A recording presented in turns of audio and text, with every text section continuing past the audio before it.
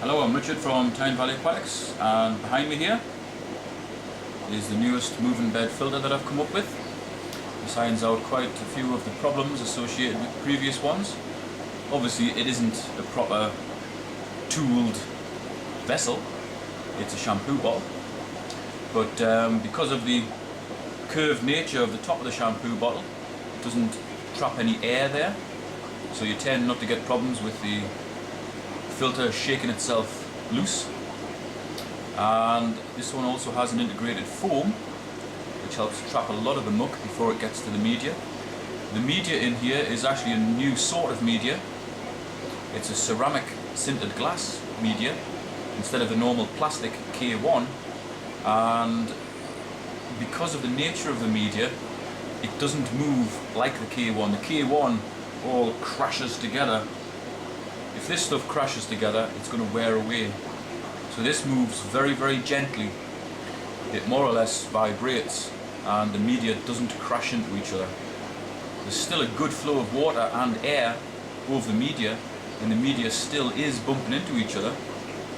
So you still should get a very vigorous form of bacteria grown in this filter.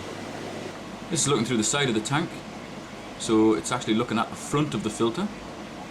And at first glance it's not really a moving bed filter, but when I zoom in a little bit you can see that all the bits are vibrating. So the air line comes in the bottom of this black section's got loads of holes in to allow the water to get sucked in the bottom. As the air is being expelled out the top, it sucks water in the bottom, hits the foam which strains out a lot of the heavy muck, and then the water passes through the media. Where the air is coming out there in the top of the foam, there's actually a T-piece, so it directs the air to two different places, so you get a really good coverage of air.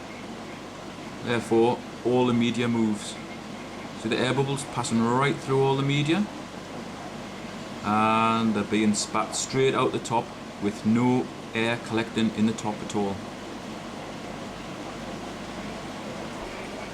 Because of the nature of the media compared to the standard plastic moving bed medias, I was kind of forced to more or less fill the whole container here to stop the media crashing into each other and therefore smashing this stuff to bits.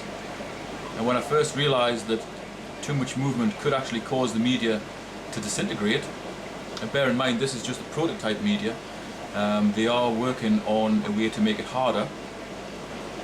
With this being a ceramic media, if the different parts of media crash together too hard, they can break up the media. Hence, I've more or less filled this container with media to prevent that happening. This is actually a bonus because the container has a real maximum capacity of media in there, whereas if I was using K1, I might only be able to fit 60–70% full.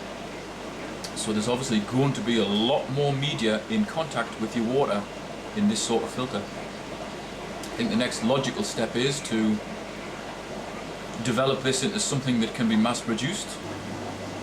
After initially being disappointed that this couldn't really have the same sort of dramatic effect as the K1, I'm actually very pleased, because the vessel can be pretty much filled with media and it can still be just as effective, if not more effective, than the K1. Certainly its massively increased surface area when compared to K1 should make it a hell of a lot more efficient than standard moving bed filters. It actually looks quite attractive as well. And bear in mind this is just a shampoo bottle. Get a close-up of the top there, you can see that now there's no air collecting in the top at all. That really works very well, just from having a simple curve on the top of the bottle.